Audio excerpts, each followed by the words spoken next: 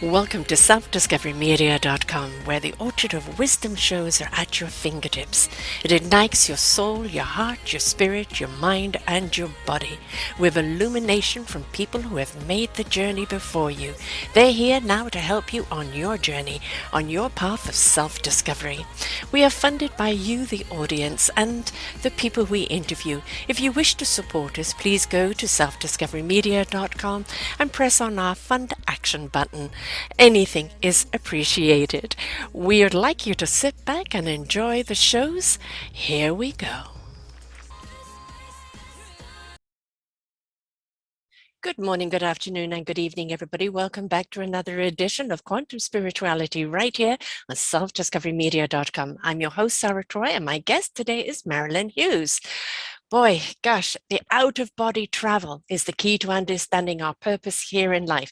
Well, everybody's been moaning the fact that they can't travel right now, but she's saying you can travel out of body, so we can go anywhere, anytime.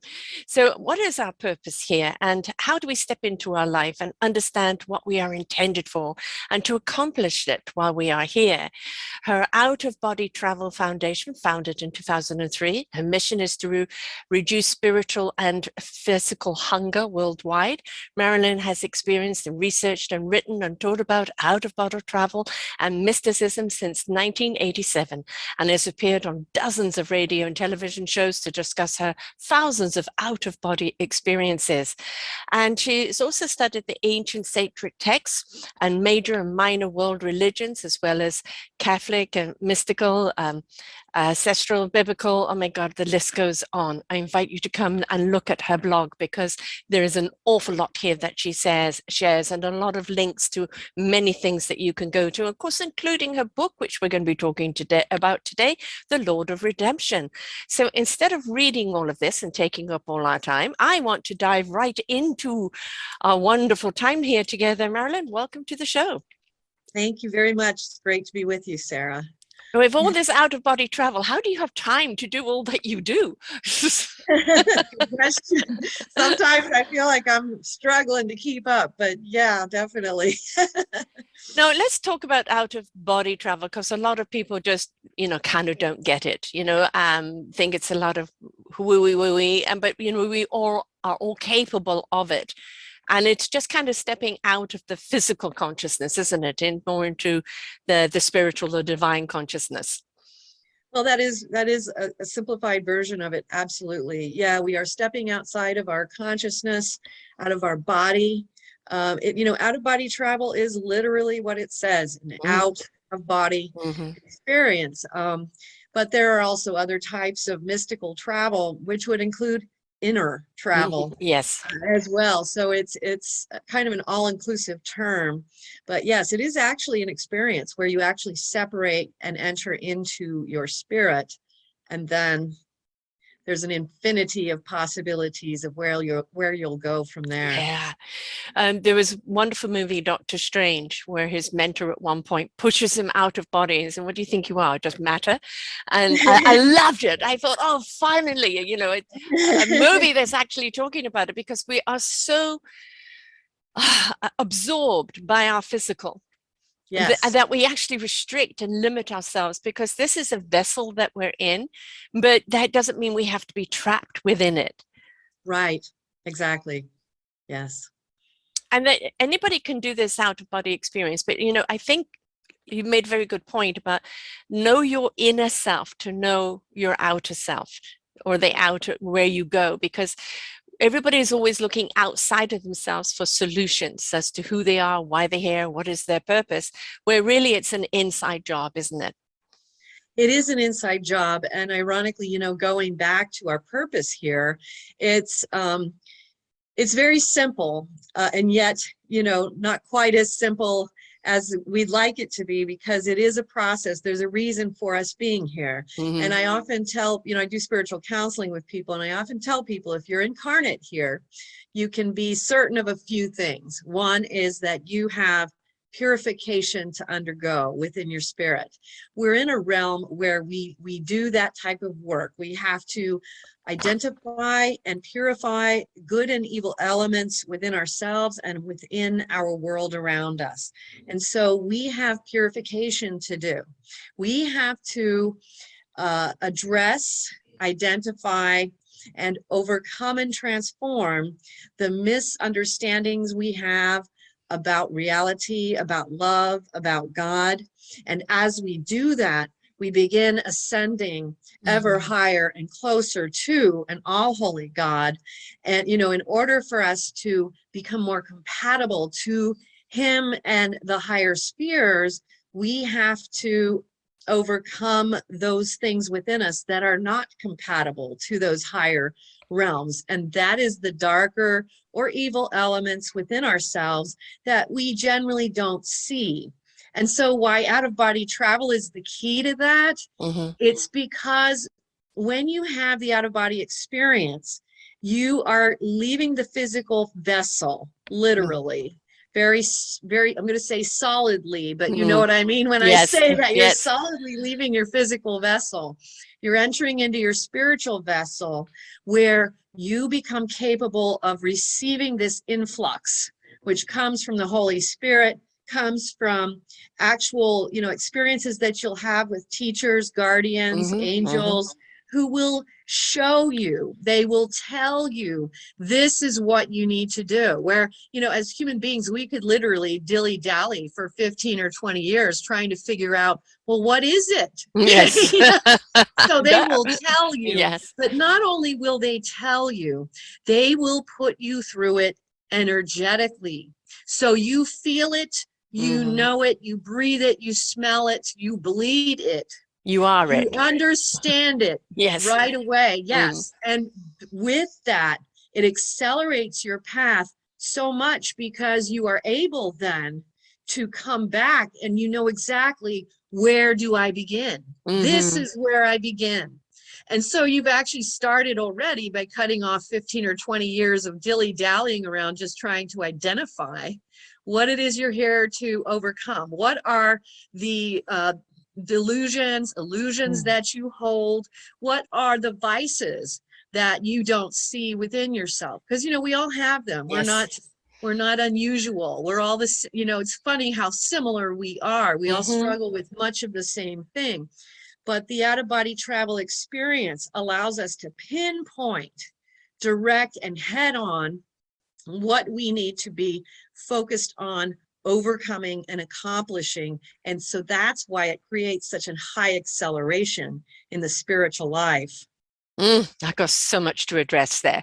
Number one, we go to this higher power of a unified God, not a divisional God. Right. We have here on earth. The out-of-body experience is one of the most supreme feelings you could ever have, because it's one of peace, it's one of everything and nothing. It is just simply is. It's absolutely wonderful. And the other thing is the knowingness. You know, I always say the knowingness, it kind of comes to the gut. You don't know why you just simply know. And it goes through your heart in resonance and truth into your spirit interaction, and your mind will know what it needs to know when it needs to know it, right? And, you know, when we step into that and we trust that beautiful divine information and guidance, we are more able to complete our transactions here on earth with more clarity and understanding. But we've got this human intellect where we need to understand everything. What's the gain in it? What's this? We get so caught up in that loop that we're not doing the internal to external divine source. We're just living this external life of expectation and assumption and illusion. And the longer we stay there, the more we're just going to be disconnected from any form of source of being. Exactly. We will get caught up literally in the mass retain, which is the delusion of this world, you know. They call it the hysteria. This world is created to serve that purpose.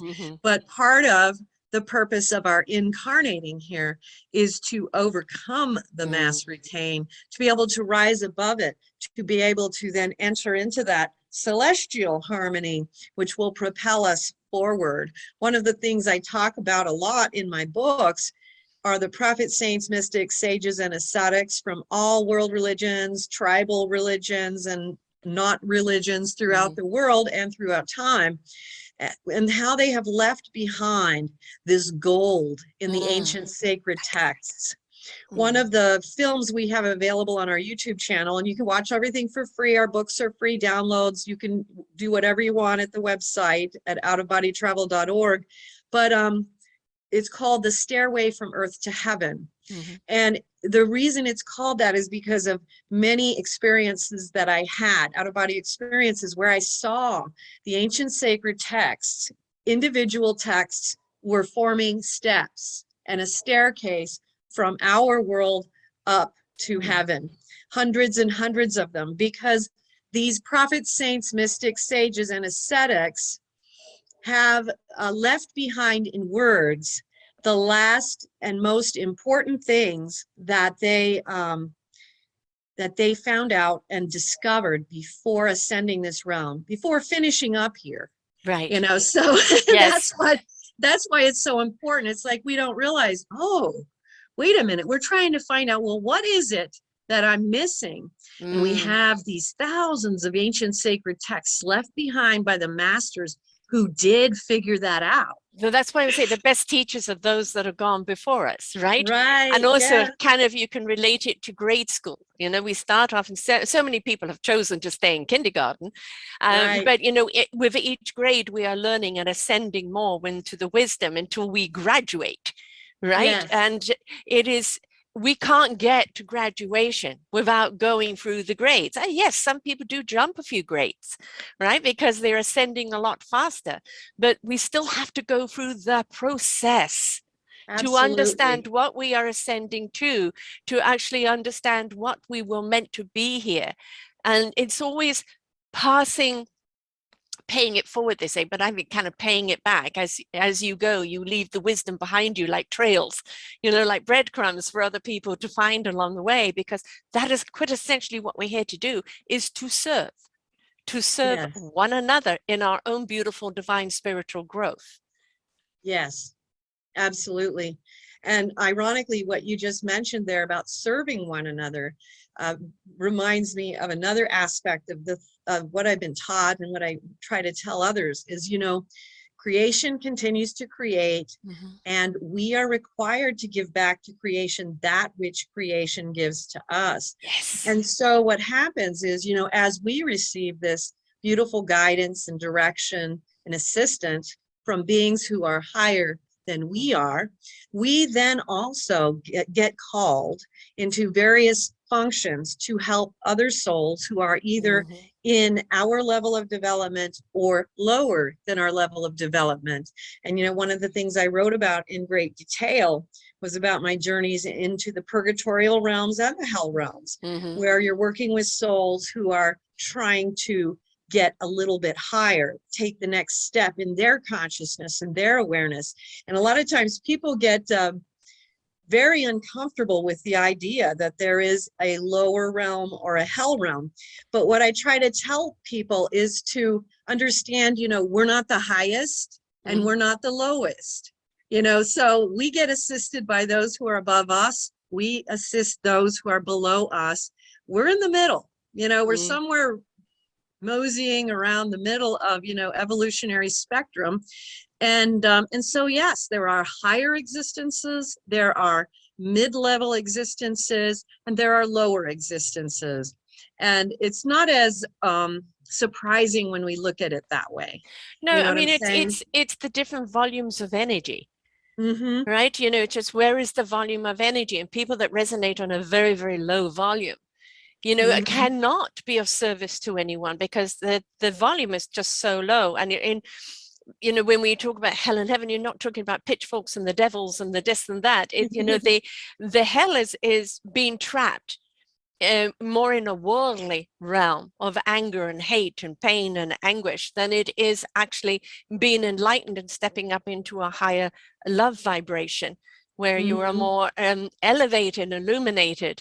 And it's anybody can, I think actually everybody at some point does touch the hell realm. And Yeah, that is part of our growth, is to understand, to bottom out, to have empathy for. right. But then there's that drive of not to stay there, but to learn from and to use that Yes. knowledge in order to grow. Yes. And, even in the course of our lifetimes here on Earth, we can, variate between these differing degrees because people Hmm. go through good times and bad times. And so every one of us will Yes. be in places where we're very high in the meditative spheres, and we're very much at peace, and we'll go through periods when we're extremely troubled, and Hmm. that's a normal part of our human existence. But yes, it helps us to generate the empathy and compassion. And one of the things you do in out of body experiences as well is you learn how to enter into the pain of other souls. Yes. And what happens is you you you learn to feel that pain as if it were your own, and you are able to have the compassion and the empathy. It Yes. starts to become generated very Hmm. naturally because you enter into it. Right. And so it's like, as we talked about, we enter into our own sin, our own vice, our Mm. own delusions. We also enter into the pain of others, and when we do that, it it really accelerates us as well, because we begin a lot of things. We learn how to assist and Hmm. alter things for other souls, but we also generate compassion and empathy. Um, but we also learn humility, Right. which Yes. is really the crux and core of all spiritual life, Mm. is that recognition that, we really are all so much more alike than we are Oh, different. yes. And we struggle with all the same things. And the best way that we can move through this life is by loving one another as God has loved us. Hmm. And, you mentioned in the beginning about how the out of body experience brings you into that ultimate peace. But one of the reasons it does this is because, and this is also common to near death experiences. You hear this Hmm. from near death experiencers. You enter into the unconditional love of God. Yes. And when you experience that, and it is so profound, and I've had, Hmm. near death experience too, but you experience this in out of body experiences as Hmm. well. When you experience this, it completely changes you. Utterly. Yes, Utterly. it You've changes you've you experienced completely. the ultimate. You've experienced Yes, what we're all striving for. yes. And now all of a sudden, you know what love actually is as a substance, an Yeah. energy, a force of life itself.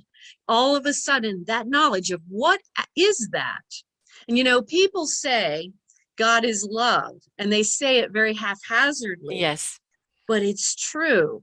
When you enter into it, Yes. the truth of it is so powerful. Of what does that mean, that God is love? Right. It means you That can't you, knowingly hurt anyone else, because if you hurt anyone else, you're hurting you, yes, right? You're in that love vibration. Just like if you're in the vibration of feeling the pain and the empathy and the anguish and the understanding of what someone is going through, that is a form of love, because you're caring to feel what they're feeling in order to help them.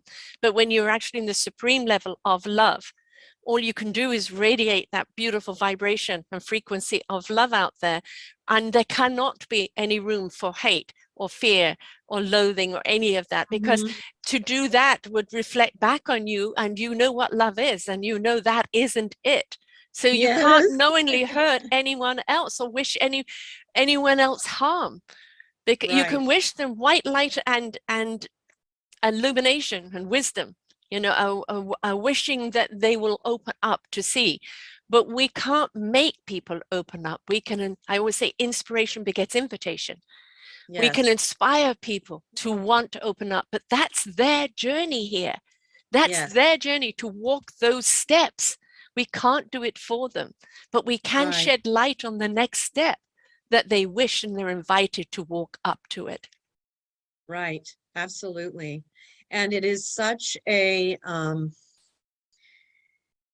I think that, you know, in the world, the word love is so minuscule Yes. in comparison to what that actually means, Yeah. what it is. Yeah, it's not a big enough word. No. And, you know, and I think that's part of the reason why, you know, there's all these different, like in theology, they'll have things like agape, and, you know, they're trying to define this ecstatic state where you are experiencing love, but that means you're experiencing God, because God is love. Yeah. But The universe then is all of a love. sudden you understand, well, this love, which is also God, this is what everything. This is how we change as human beings. This is how we change our world. This is the energy that alters all human consciousness. But as you, sorry, we have a bit of a blip here. Hold on. Okay. Sorry, folks, we had a little blip there. The internet wanted to get in on the conversation. Please continue. And it is incomprehensible in human terms. It is something that it's an experience beyond anything that you can even compare it to on earth. It is so far beyond human love, so far beyond soul love. We're having a blip again. Itself. And this is the matter.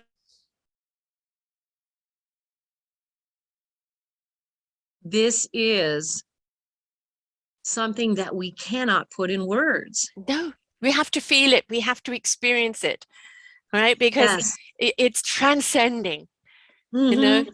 And, you know, a lot of people talk it as ascending, and it is, you know, how many love songs have been written, how many poets and books and this and that, and everybody tries to capture it, but it's actually in the song.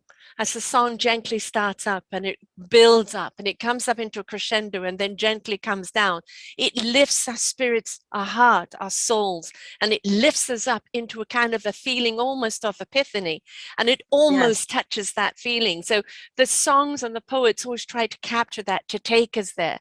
But if a song can lift you up into that feeling, just imagine if you did take the stairs and you went up into that outer body experience and you felt what we're talking about, then you will know. You know, and you're talking about the music too, and it reminds me of how in those out-of-body travel spheres, you often find yourself flying through these beautiful realms where this music, the music of the spheres is playing, and it is a music so far more beautiful than any we hear here. Yes. That we cannot, and you're like, gosh, there's got to be a way that I can like bring this back, you know. But you know, maybe that's what was happening with people like Beethoven and other great composers. But there for are those many of us who are not that, yeah, it's really hard to actually bring it back. But when you are experiencing it, you literally are lifted into an ecstasy, an epiphany, like you were saying. You are in this ecstatic union with the love of God, and that music, it emanates from the angelic hierarchies and from all life. And so if you understand and you learn this as you have these out-of-body experiences, that everything generates tones. Yes. In conjunction with our frequency. So when you understand, when you're going into these higher realms, you're hearing the music of the angels and the music of the highest celestial beings and of God himself. Right. And that is so beautiful beyond our human conception. And I, you know, not to deride any of our great classical composers, but it's so much more beautiful than even what they have written and been able to bring into this sphere. It is so well, they're limited, I think, by the very energy in the instruments. And, we're not talking about a sugar high. We're not talking Right. about things going up high and it's like a big sugar buzz and then a crash. We're talking about literally your rib cage opening and your heart expanding and coming out of you and your entire aura, it Yes. just keeping on expanding. I dive into different dimensions, and color is Mhm. very, very important to me. And I've always got a movie going on. So there's always, I'm Yes. stepping into something that's happening. I'm a part of it for a moment and then off I go again. And it's always fascinates me. I like in the morning just to open my eyes, where did I go? Where did I go? And I could be talking about something and then realize, no, it wasn't an earthly experience. This was an Right. experience in another dimension. We're inclined to limit ourselves again just to the human vessel experience, the Right. human gravity experience. But when we are willing to spread our wings and literally allow ourselves to fly, we start going up those stairs of wisdom and into that outer body experience. And as you said, we bring back the illumination. We bring Yes. back the knowingness, the knowing what you need to know when you need to know it. No earthly Right. knowledge can teach you this. This is the divine wisdom, and it will Right. come when you need to. And it is such trust of that wisdom.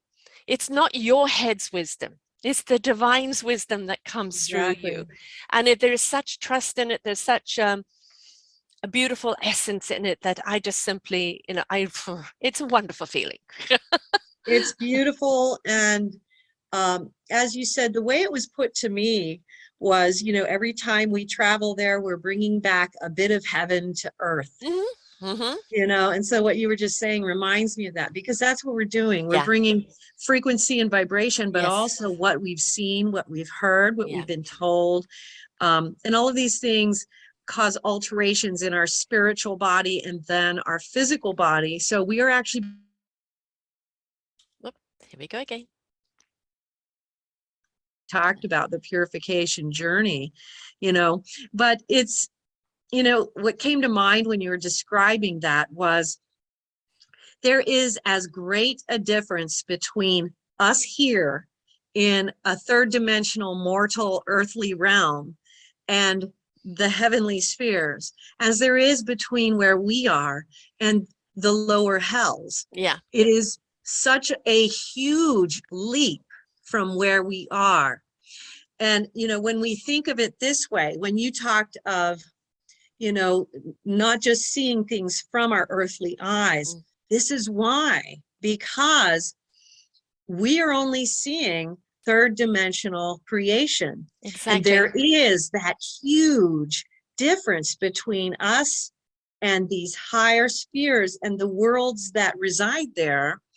And so we have to surrender and allow ourselves to see what, as St. Paul put it, eye has not seen and ear has not heard, Mm. which is absolutely exactly what it is, Well, I mean, we're all here looking for our meaningful purpose, Mm-hmm. right? And I've often said the analogy is that we're all in self-discovery of what our instrument is. We learn how to play it, and then we find the orchestra to join in which to play it from.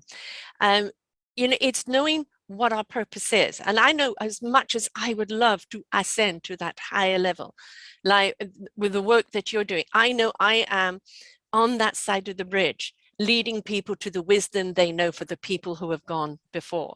And Right. that is my job. As much as I would like to be on the further up doing something different, I understand this is my job. This is my purpose here.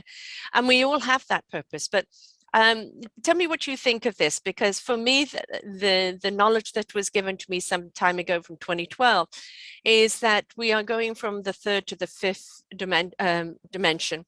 Um, and there was a bridge open for many, many years on that fourth dimension, which is the invitation to elevate, Yes. our frequency, and that at some point that bridge would be closed. And so, inviting people to because we've got people now working on an easy 7 dimension right now that we can reach you way up there, but I'm at the gates of the fifth dimension, helping the fourth dimensioners know where to go. So I'm the database, right? But the fourth dimensional bridge was going to sever from the third dimension at some point if you didn't cross over, because the world needs a higher elevation desperately right now in order to Yes, survive, but also not to break up the equilibrium of the universe. Because what if we destroy Earth, it ricochets through the universe. And so there is an urgency that I have been feeling for some time in the healing of our planet, which is the bringing back balance to our planet, which means that we have to elevate to a higher frequency in order to bring about that balance. exactly. Yes, we do.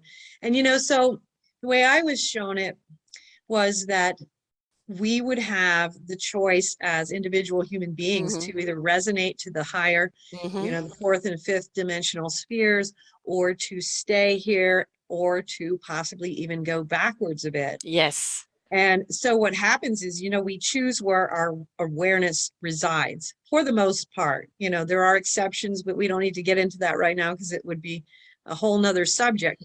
But because, living in a mortal realm where we're bumping off of each other's realities, things happen. Things happen that do, catapult people either up or down that may not be of their own doing at different points in their lives. Right. But that's not the point right now.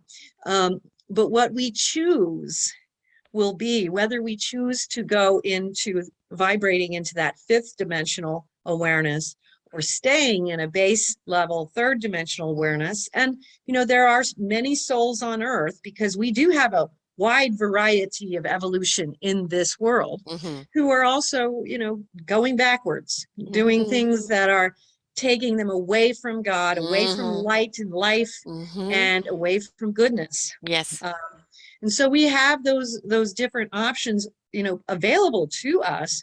But by vibrating to the higher sphere of earthly existence, we become capable of doing more transformational things, not just in our own life, but in the lives of others. Yes. It's the ripple effect. Right. Exactly. I mean, when you are in exuberance of love, meaningful purpose, you have that reason to get up every day. You really love what you do. It's not work. It is the passion of your life. That frequency and that vibration is going to go out, and it's going to be received by those that feel it. Right. And if they feel it, that's the invitation, or, that's the elevation of them reaching out for it. The third and below dimensioners, as you said, the many a soul that has gone backwards, I always say they're going to go by the way of the dinosaur, because at some point we are going to have more people on earth in an elevation than we are in the lower vibration. We have to, for the planet's sake, for humanity's sake, if we wish to stay here, because, Mama's pressing that delete button anytime now. Like the way we treat her, she is not happy at all. And there is that urgency to elevate, but so many people are. You're not going to see it on CNN. You're not going to see it on Fox News. They're feeding the other dimensionalists, but there are so many people who have woken up and realize there is more, and they've become exploratory. And in their own self-discovery of their own beautiful, meaningful purpose. And for so many, I have found through all the interviews I've done, it has come from what I call the cosmic 2x4, where literally they were whacked, bottomed out, and from those ashes had to rise. And every single one of them said they will not change a thing, however catastrophic that was for them. The road to recovery and elevation, going up those steps to elevation of who they are and what they're doing today, they wouldn't change a thing. Yeah. I've heard a lot of the same kinds of things, and definitely experienced it as well. That's part of the course here, isn't it? Is to experience we definitely it. learn from the difficulties that are presented to us in our lives. And so, you can't knock the technique because it's working. You know what I mean? Do you have to make it so hard? And it's, well, do you have to make it so hard? Because it is our reaction as to what happens to us, which decides how difficult it's going to be for us. Right. Yes. Well, exactly how we handle difficulties in life. And, it is one of the common elements of all the writings of the saints, the fathers of the church, the ascetical mystics and preachers and wandering itinerant monks, they all spoke of how it is handling suffering and difficulty with patience, discipline, and grace that actually has the tendency to purify us more effectively than anything else. Yeah. I've interviewed an awful lot of people on meditation. And I am not one of these people that can be in silence in meditation, because if I go traveling, what it is keep the human mind occupied doing something mundane, and then the spirit can go and be where it needs to be, and that is relaxing and restful and centering for me. But one of the ones I had, Michel Pascal, he literally takes people into Times Square, COVID aside, and has them meditate amongst the chaos. And, we teach meditation in the silence, but what does that do for you when you're in the chaos? We want you I love that story you just shared. That is a great method. Right, because you need to learn how to be still. As he says, be the mountain amongst the chaos. And it's right. You have to find your peace within because I say that a lot of what's going on in the world right now is like a hurricane, like a tornado. And it's very easy to sweep you up in its hysteria. So we have to find our center, our place, which is our peace, our place, which is our calmness. Otherwise, it's very easy to get swept up in it. And all of a sudden you're twirling around going, what the hell happened? Exactly. Yes. And what you're trying to do is you are, and I'm a big meditator, and sometimes when I meditate, I travel, but I am able to meditate and just experience the silence and the stillness as well. And that is such a really excellent technique that he's talking about, because anyone can do this. You can go into a place, make sure it's a safe one, and then meditate there where there's a lot of activity.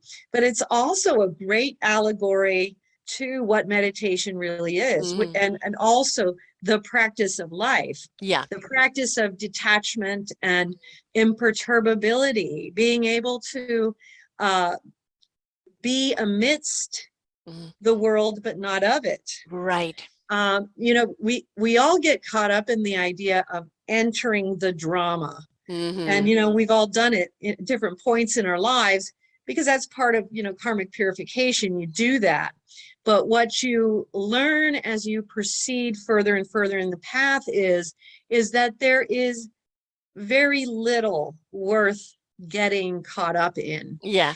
Now, there are things that people go through where they're going to go through a difficult time. If you go through a horrible loss, you're going to go through that. You're not going to avoid it or sidestep it. You're going to You're in it. You're in it. Right. Yeah. But there is a way, and this is, goes back to all the great, Zen teachers and the Taoist teachers, all the way back to Lin Jai, where we're able to realize we have the choice of where our point of awareness resides in this life. Some of the greatest writers of the ancient sacred texts lived during horrific times. Yes. But if they had not chosen to place their awareness in a higher thrust, their words, which are now eternal and available forever, which guide us out of this cyclic, circling of, doing this over and over again, would never have come to pass. Because if they had chosen to just get wrapped up in the drama of the moment, the latest political crisis or the latest thing to get upset about, then you will never actually be able to bring something in from heaven to earth that actually has this transformative ability, which is eternal and goes beyond that moment. Right. It will last forever. And it's ready for you when you're ready to receive it. The teacher will come when the student is ready. And it's like, you can't turn around to someone and say, you've got to do this. You've got to read this, because at that point, it doesn't mean anything to them. They're not at the right level to read it. Right. I mean, but we can also read something or a saying even, that says something to us at one point, and another point we hear it and, oh, it has a totally different meaning, right? Yes. So the thing is to have that beautiful knowledge constantly floating around, ready for the people when they're ready to receive it. Because when they're ready to receive it, they can act on it. Yes, absolutely. And so when we are in the process of trying to achieve that, we have to simply always remember to step outside of ourselves. Yes. By doing that, you have that Zen Taoist perspective of just being present. Yeah. In the moment, and whether you're doing the carrying the water, chopping wood, where the duties of life are acceptable, they're a pleasure because they are just part of that being present in what is needful for the human life and the human body at that moment. But those moments become transformative because of the point of awareness that that soul or master places their focal point. So, you can be doing the exact same things, carrying water, chopping wood. Yes. And one person will be like, I'm so sick of carrying water and chopping wood. The Zen master or the Taoist master would be joyful, gleeful, because he is carrying water and chopping wood. He is taking care of the necessities of life, and that is a hallowed, holy thing. And he is able to enter into that. Right. It's like doing your housework. You may, oh God, I don't really want to do this, but as you're doing it, and you're seeing things come up all shiny and clean, and then you turn around and look at the whole place. Oh God, that feels good. And so, resistance is futile. We are going to have to clean house in order to have that platform, right? And we can't avoid. I live with an 88-and-a-half-year-old, and she's been doing puzzles since she was 4. And she gets lost in her puzzle, where literally it's each piece. Where does it go? That's all she's looking at. The way she sees the puzzle, and just she can do a 1,000-piece puzzle in 2 or 3 days, and she's just absorbed in it. And make her a cup of tea, she forgets it. And that is a form of meditation in many ways. That focus, and this is why, wax on, wax off. If you remember, it is the repetitive movements gets you into a rhythm. And life is a rhythm. Energy is a rhythm. It's constantly in flow. So it's kind of making something rhythmical that it becomes a perpetual, and then you kind of get lost in it, right? And in that, when I'm driving, I don't listen to the radio or anything. My human mind knows what it's doing, and I just allow whatever needs to come to me to come to me. It is very peaceful and relaxing for me. Yes. Unless you get a crazy driver that wants to cut you off, and then that's a different thing. Then it changes it for a little bit. Your focal point. But yes, we can all relate to that. But then you turn around and you look at the beauty. I live here on Vancouver Island in BC, and my daughter lives down island in Nanaimo, and I have to go over this Malahat Mountain. And it's, people, I don't like it because it's one lane and it's windy. I love it because it's one lane and it's windy, and there's all the rocks. And when we had the freezing, all the waterfalls that were frozen in a moment, and the snow kind of up on the mountains, and it was just wonderful. And I think it's, let us see the beauty. I don't like seeing naked trees. I like them when they're full of life. But of course, when they're naked, they've gone in to replenish and rebuild so that they can bloom out again. And that's the reason why we have seasons, and we have seasons in our own lives too, don't we? Yeah, we do. Definitely. We have the different types of lessons that we'll learn in childhood, in young adulthood, in mature adulthood, and then in what's called elderhood. And that's coming from just the Native American understanding of the medicine wheel and the sacred hoop, which is the circle of life.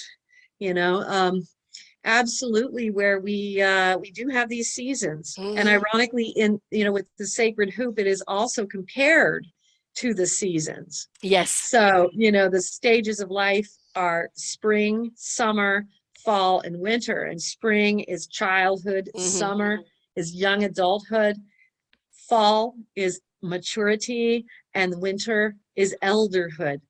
And so you're talking about the beautiful icing over in winter. And so in winter we see things slow down. Yes. Things ice over, and it's a time of less activity.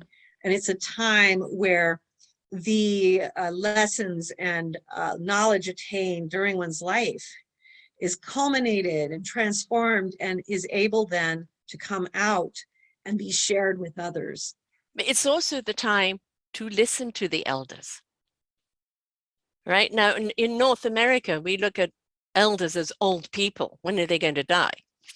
Right? In many cultures, they look at the elders with revere and respect for all that they have paved for others to walk on, for all the wisdom that they've gathered. They look at them with respect and appreciation for who they are, and they go to them for the wisdom that they have gained through their lives. And that is how it should be. That is how it should be. And it'll be a tragic loss if we continue to lose that, because we, and ironically, this goes back to humility. It's understanding that those who have come before us have something to teach us and something of great value to share for us to receive, if we will.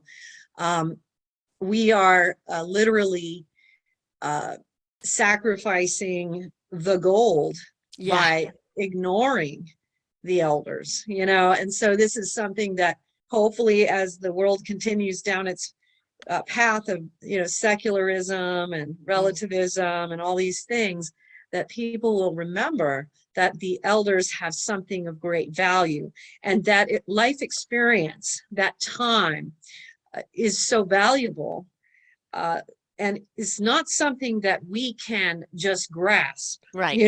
No. Again, kindergarten to graduation. It's not going to happen, right? You just don't grasp it. These are things that are, long, hard fought won. Exactly. We earned every gray hair. Yes, we did. Yes, exactly. Yes. But we're seeing actually with, never ever in the history of time have we seen so many elders. The baby boomers, so many elders alive at one time. And we've just had Sidney Poitier die at 95. We've had Betty White die just short of 100. And, people have revered them and their contribution.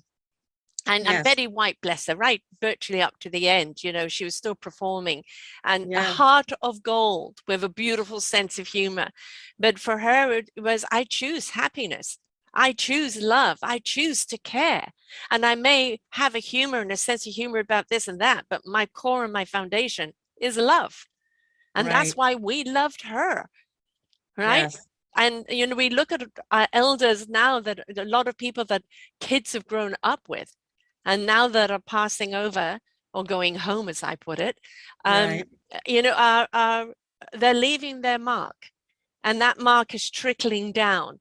But, to the springers that are still in springtime, an elder is just somebody that's too slow, too smelly, too anything else for them. And it's a pity, because if the spring listened to the winter, that they would be able to gather so much more information in their backpack to travel with in life. They absolutely would.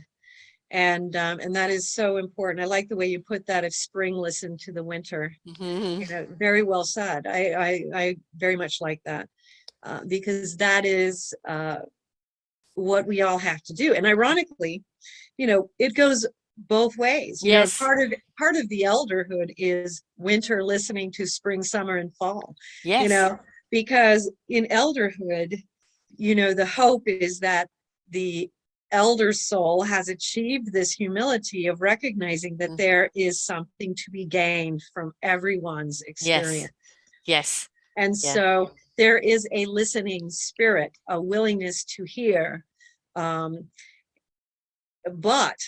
it also does have to be where the spring, summer, and fall listen to the winter as well, because the winter has this knowledge of having lived so many years. We've lived all the seasons.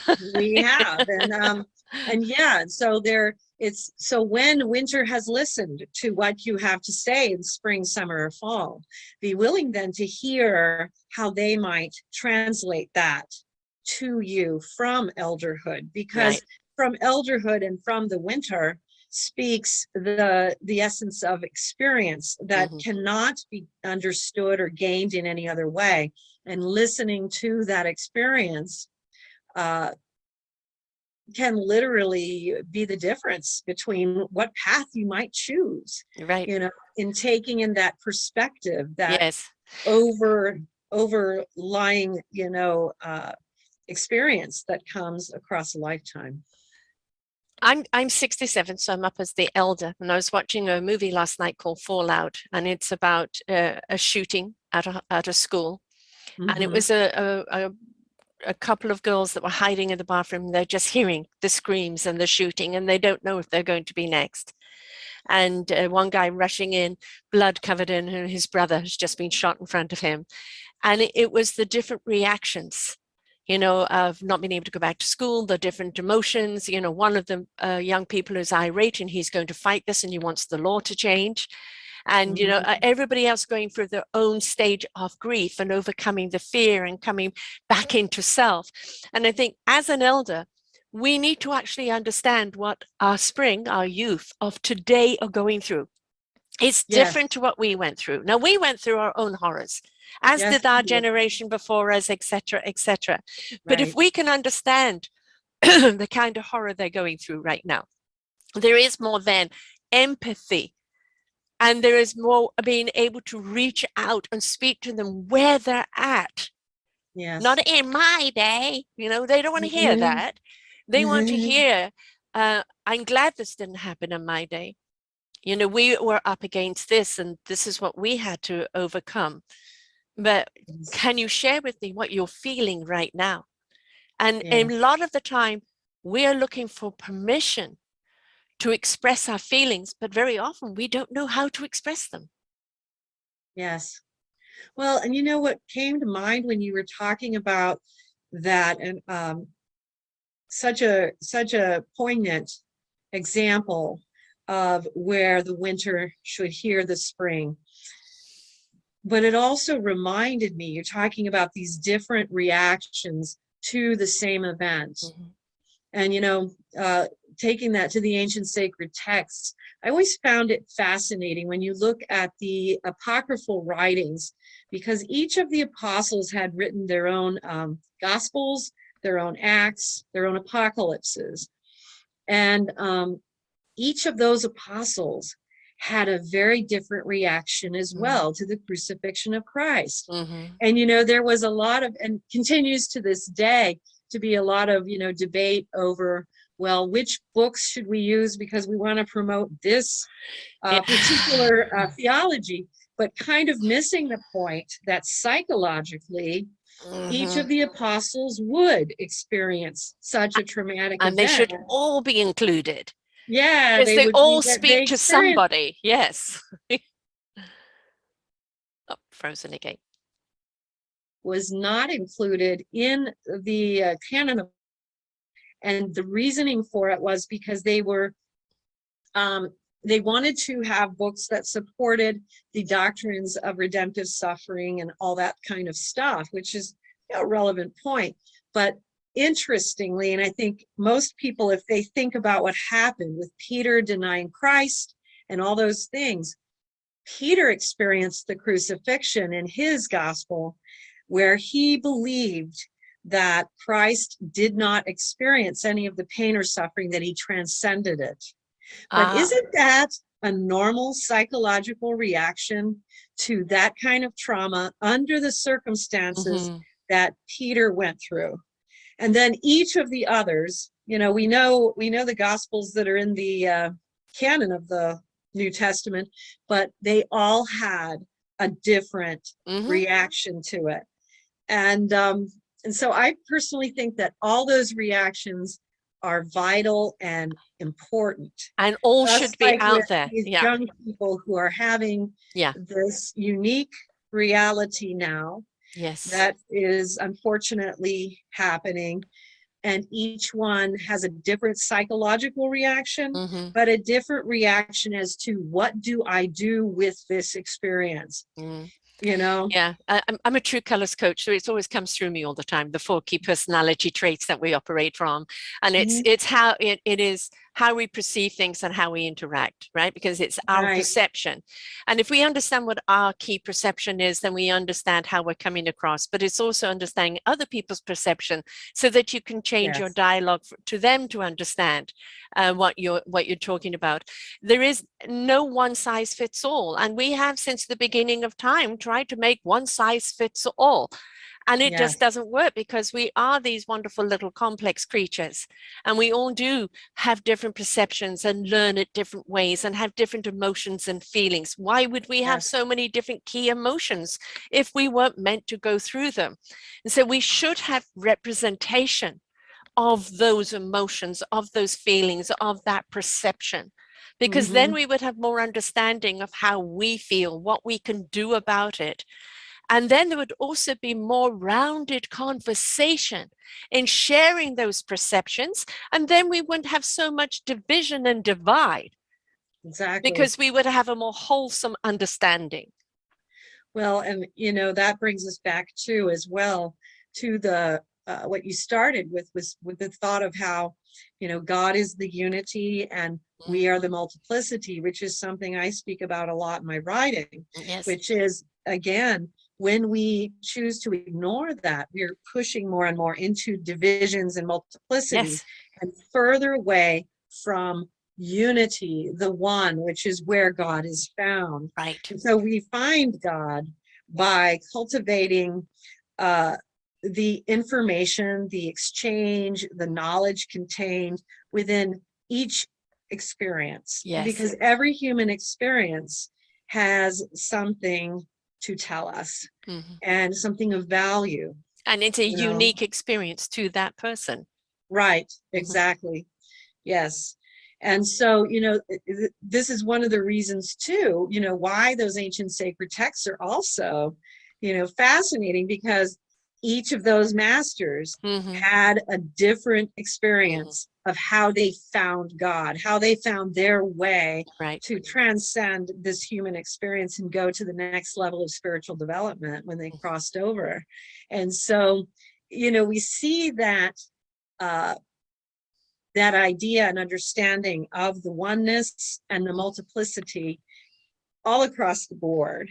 And one of the things I tell people about the ancient sacred texts too is, if you want to get to know somebody, what do? You get to know their friends, right? Mhm. And the prophets, saints, mystics, sages, and ascetics are the friends of God. Mhm. And each one of them had, like a multi-faceted diamond, they had this revelation that was given to them, whether it was out of body experience, Mhm. mystical vision, or in another way. And when you bring all of it together, you know, and you're not excluding Right. the experience of God, of other people and other peoples, other traditions, you form a beautiful, infinitesimally faceted diamond, which gives you a much Yes. wholer picture of Um, who God is. But what is the diamond made out of? Many fractals. Yes, I And like that. right, and the fractals are each one its own information. And when we Yes. ask people to be part of the collective, we're not asking you to be part of the Star Trek Borg, No. right? We're not asking you to abstain in being who you are. We're asking you to bring your beautiful essence of who you are to the collective, your Right. beautiful instrument to that orchestra of life, to play Yes. that beautiful instrument in many ways that Yes. resonates out with people. Do not take the blinkers off, take the boundaries off. Energy has no borders or boundaries. Energy is abound. Live in Yes. your abundance of your energy and allow yourself to be. And in your own beautiful fractal, you will gather together other beautiful fractals that will make a beautiful diamond. That is the point of it all, right? That diamond can't be made without those fractals. Exactly. Exactly. Well said. What you just said so beautifully, you know, uh, packages many experiences that I've had, over the years, and in bringing it together. So yes, absolutely. Yeah. Be willing to explore. You've clearly been a person who hasn't allowed any boundaries.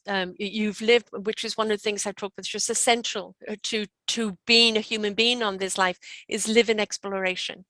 Yes, I Explore. love that too. And it's also part of living in exploration Flushed your face. is being willing to be wrong. Yes. Yes. So being open enough to allow Mm. God to teach Yeah. you rather than you decide this is how reality is and I'm going to go prove it to myself.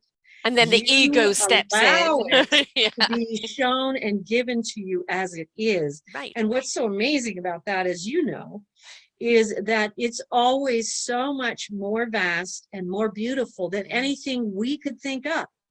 So Right. we do so much better to surrender to God and let him show us. And when we do that, we accelerate exponentially in the spiritual life because we have, and again, what we talked about humility is, humble yourself to God. Yeah. Let God be your leader and he will, he Yes. will. And what you will find by doing that is so far beyond any conceptions you may have in your own mind. Right. Of what is the truth, what is Right. my purpose here, that will all be revealed in ways that are far beyond anything you can imagine. Right. I want to talk about being wrong. In that moment, your truth was based on your knowledge. Right. As your knowledge grows, that truth changes. Exactly. Don't let the ego get in and defend the wrong knowledge. Yes. And don't persecute yourself or anyone else for admitting they were wrong and now they know something different. Well, that is so well said too. And what also happens is that we definitely go through these stages, many of which are very easily delineatable through, there's a whole mystical theology is the science of the soul. There's all these stages that the Christians, the Catholics, and many of these religious faiths have laid out as like the ages of the spiritual life. And it is normal that in the earlier ages, we will find a truth, but that truth will only be partially true. Right. And as we go to the next age, we will find, oh, I understood it only in part. Right. And then as you go to the next age, it will be opened up to you all the more. And by the time you get to the elder winter years, you'll find that many of the understandings you started with were small in comparison to what they really are. But we don't have a problem with that because we know that is the natural progression of that the evolution of our lives. Exactly. So we, like when we see it in other souls and they're going through these things, it's not necessary to try to correct it, expand it. It's like, okay, I identify where they're at here, and that is good. They're moving forward. Make it exciting. Mm-hmm. I was operating on this knowledge. Now there's this knowledge. This opens up a whole new pathway. Yes. Be excited to learn more. We are such defensive creatures, and we've constantly feel that we have to be on defend. Otherwise, somebody is going to belittle us, demean us, persecute us, etc. Stand tall in your knowledge. Not Einstein. Oh gosh, I'm trying to remember the guy that actually ended up in the wheelchair. Had the very unusual disease. Yes, thank you. He admitted that he was wrong, and as he discovered and something else, and now apparently a young person's come up to prove him wrong, right? And he won't be a person to say, but no, I was right. It will be, well, what did you find? Yes. right? Mm-hmm. It's Like the it's divine. especially in the Exactly. science world, just because you've discovered one thing doesn't mean that when you turn it around and you look at it some other way or you add a different ingredient, suddenly it's something else. Yes. Always be Mhm. inquisitive, always be Yes. willing to learn, to expand, because that's Well, what and we're you here know what's for. what's really awesome about that too is that, as you know, and what I've also experienced, is that the more you experience, the more you realize that the vastness of God is just not something that the human mind is going to fully comprehend in No, this life. So what we are even capable of achieving in that is still only going to be a tiny little right. microcosm of who he is, or what love is, this Yeah, universal being that we all live within. And when you have those experiences where you are just bathing in universal being, you realize there is nothing that you're going to be able to do to explain it to yourself right. or to another soul. You just know in that moment, wow, Yeah, and okay. Um, it's even greater than I realized the yeah, last time. And it was even greater than what I realized the time before that. yeah. And years into Why my do journey, yeah, well, before you get there, but how many lives do we actually have to have in order to actually learn? And that's the reason why we keep yes, coming back, right? So in your journey, in my journey, you find that having had thousands and thousands of experiences mhm, after decades and decades, because I'm up there with you in the elderhood here, um, you just find that there is always more. yes, There is always a greater knowledge, a greater beauty, and there's always more that will awaken you more, and it will challenge something from before. And that is how it works, and that is exactly how it is supposed to work. And it's okay that, because that is ironically when we get caught up in defining things mm, too abruptly, and that's what often happens. When religions became or come into being, they're taking a great revelation, an out-of-body experience, a mystical revelation of some kind, and they're trying to put it in structure. And that doesn't work, no, because the out-of-body experience, the mystical experience, is outside of those bounds. And so it's not as you're controlled energy. opening, don't worry about it. Yeah, If you're constantly challenging what I saw before, what I knew mm, before, because that is exactly how it opens up within us. yes, And that is how it is intended to be, because there is no box. right, folks. Please listen. No box. No That's the box. Amazon box you get goods in. It's not what Yes, you are in. We are energy that needs to be constantly fluid, constantly on the move. We are exactly. energy beings that constantly need to be on the move, emotionally, Creation physically. continues to create. Exactly. Exactly. Do not try and contain it, box it, label it. No, that will always backfire, and it always Yes, limits people. And then you get people that then combust out of it because yes, they just can't be restrained anymore. And you've got other people who die inside of it themselves yes, because of it. Then you've got other people where it becomes almost like an addiction to the doctrine that they yes, can't think or feel for themselves. yes. And what we have to remember about that, because, um, I've studied all these different schools Mhm. of theology. I find it fascinating, and You there don't is a sleep either, purpose. do you? I mean, I'm sorry, what? you've got multiple yous in other dimensions that you give this homework to, right? Yes. But you also have, so we know that, there's a purpose for theologians and for people who do that. And it definitely serves a purpose. And I find it fascinating. But I also know, as a mystic, as someone who Mm, has out-of-body experiences, that yes, the knowledge of God cannot be confined by it. It right. does help. It helps us. And this is, again, realizing that God provides helps to us. So it does help us as a human world to kind of codify all revelation and kind of bring it together in a way that's systematic and makes sense to most people. But when you enter into the realm of the mystical, it has to change, because mystical, and this is why mystical theology is different from all the rest, because of the fact that God directs it. Yes. Man does not direct it. Right. And Right. so you have to remain open, just as you said, constantly creating and becoming new.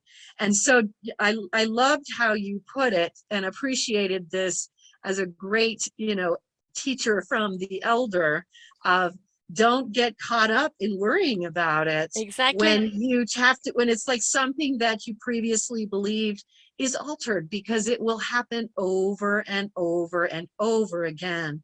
And one of the things I do see a lot with people that I counsel is that, well, but wait, if this, then what about that? And if this, then what about that? And it's hard for people to realize it's okay to allow the new thrust from the spirit to come in. And it's okay to not know the answer to that. You're not being lied to. Well, you just had restrictive information. Right, exactly. Right? I've been lied to all my life. No. You just didn't have the information at your fingertips there for you to know better. Exactly. Right? So don't go down the blame game. Why wasn't I taught this? Is that you now have opened the door now. In the present, in the gift of the moment. Yes. Now, what are you going to do with it now? It doesn't matter where you were yesterday. It's where are you right now? Exactly. Yes. And, I liked what you said there too, about you opened the door and now it's opening to you. You can't close it after you've opened it. Yes. But isn't that the secret though, too? Yes. Because that is one of the secrets, is you have to open that door. But once you do, it's all going to open. And it's all going to change for the better. and there are knowledge junkies. And then it's what they do with the knowledge. Again, I go back to, it doesn't matter how much knowledge we know, but how much wisdom do we have in knowing how to use that knowledge? And I always believe that wisdom must be in partnership with the knowledge, because knowledge on its own can be dangerous. It can be ignorant. But when you have the wisdom along with the knowledge, you really know how to use that knowledge in a more fruitful, creative, productive way. Yes. Absolutely. There's a lot of very ignorant people out there with MDAs and BBAs and DDAs and everything else.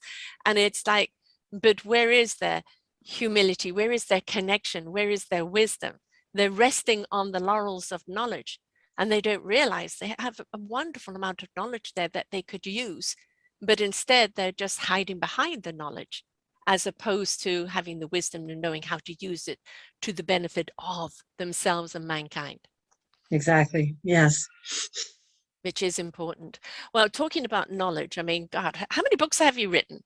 104. What? I'm trying to write one. As I said, I swear there are multiples of you in this outer body that you set to work, and then it all comes back downloading. Or either that or you never sleep. Well, I do, but yeah, it's when the spirit moves you, it's just it's like a a typhoon, Yeah. I'm hoping for that typhoon for my book. Yeah, I'm hoping that typhoon for my book when I get going, because I'm having a hard time with it. But I finally came up with the title that feels right. And I think when I'm one of these people, when I actually get going, then there's no stopping me. It's just the getting going. So I've got to make time for it, which I keep saying I'm going to do. And then I keep booking shows. So let's talk about this latest book of yours, The Lord of Redemption. Sure. Well, The Lord of the Redemption is the third in the Redemption series, which, there was the Limb of Redemption, the Christ of the Redemption, and the fourth book that I'm writing now is the Aliens of the Redemption, just to give you a little bit of a taste of where we're heading. But the Lord of the Redemption focuses a lot.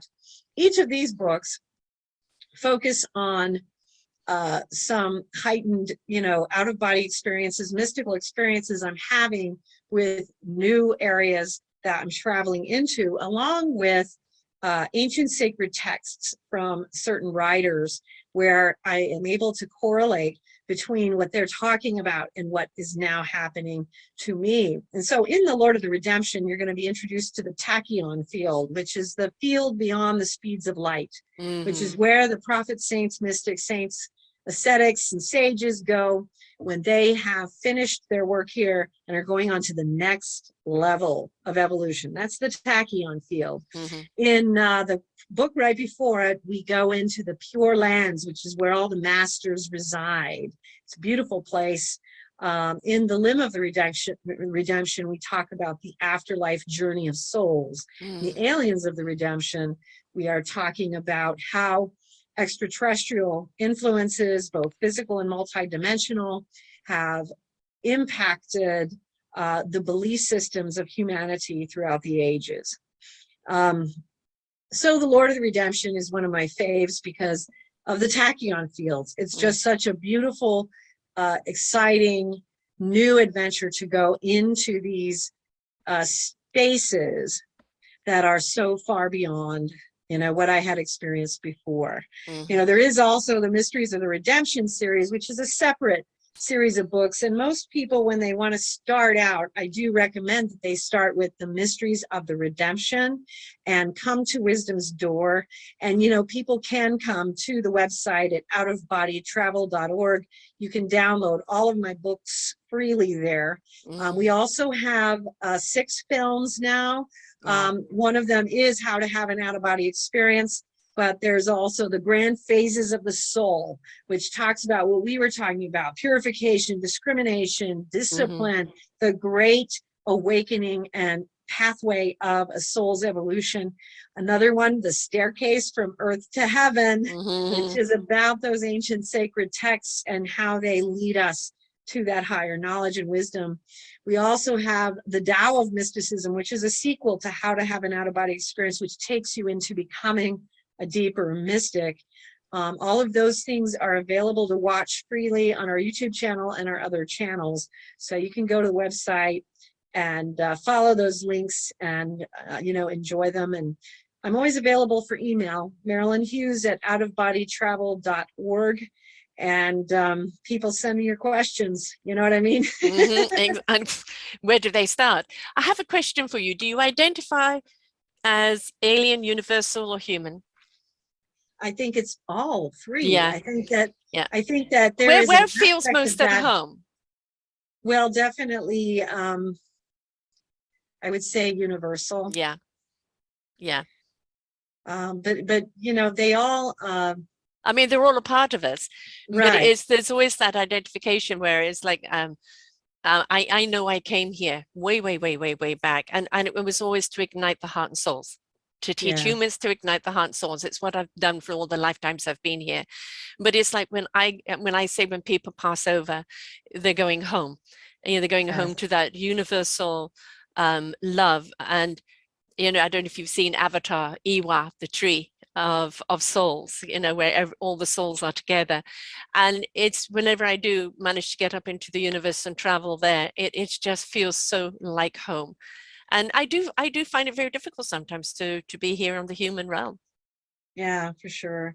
And speaking of Avatar, I'll just make another quick mention. We are in development with Dean Lyon, who was the visual effects supervisor on Lord of the Rings, and he also worked on Avatar. Right. So we're doing that, bringing the Mysteries of the Redemption and its sequels to film or TV. And so season 1 is written. Wonderful. When, where? How are we going to get it? Will be, we're in development, so we're waiting on the financing, but there's a lot happening in terms of, we have a studio that is getting the special visual effects equipment. It's called an LED wall. They're getting that installed. The original date we're hoping for is May 16th. We'll see if that holds, with the stock market being as it is. It could change things a little bit. We can have a delay, but we'll just go with God's timing, and we'll do it then. Yeah. Whenever it's put together. Yes. Well, we're in the year of the tiger, which is the water tiger, which is good because, water is a beautiful conduit. It's very calming, but the tiger is very progressive with high energy. And I really do feel right now, all of a sudden the volume is being turned up. There is an excitement, there's almost an expectation, and there is a kind of a permission right now to rise up. As I said, my saying I was given, which is the shake it up, wake it up, to step it up, change it up, and grow up. The double entendre on the grow up is grow up vibrationally, but also grow up as human beings, right? Let's get our priorities back. But I really do feel right now that there is anything to do with the understanding of the universe, of God's universe, of the mystical, of how we can reach that higher level, that higher vibration. I think at the present moment, a lot of people are very hungry for. And I think the energy surge at the present moment is going to push all of that availability further and push more and more people towards it to know more. Yes, absolutely. Yes. Exciting times. Yes. I want to have you back again. You are a pure delight. You're just like, thank you. We've only touched on one level right now. There's so many multiple levels of you. Most certainly, please come back again in the future. When the TV show gets up going, I'd love to be talking about that.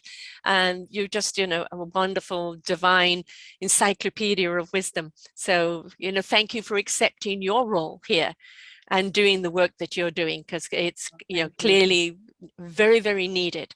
And for people who are wanting to know more, for people who are, you're not for the people who are just dipping their toes in the water. You're for the people that are really, the water's at least up to the ankles. They're beginning to feel that vibe there, and they want to immerse themselves in the water. And so, all the books that you've written, all the guidance that you've given, it's a wonderful place for people to explore. And as they explore with an open mind, an open heart, and an open soul, and an excited spirit, they're going to be able to grow up those stairs very, very quickly. Yes, absolutely. So once again, the site is outofbodytravel.org, and I'd love to see you there. Great. This has been absolutely wonderful. Folks, get her books, watch her YouTubes, just tune in to everything she's got going there, whatever level you are at.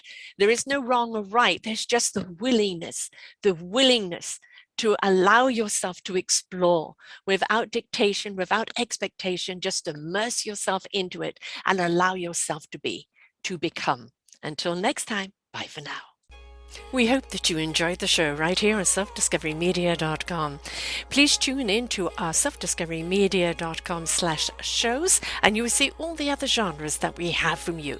Every week on Tuesday, we bring you new shows from illuminating people. If you know someone that should be interviewed, please contact us at info@selfdiscoverymedia.com. Now stay tuned for your next show.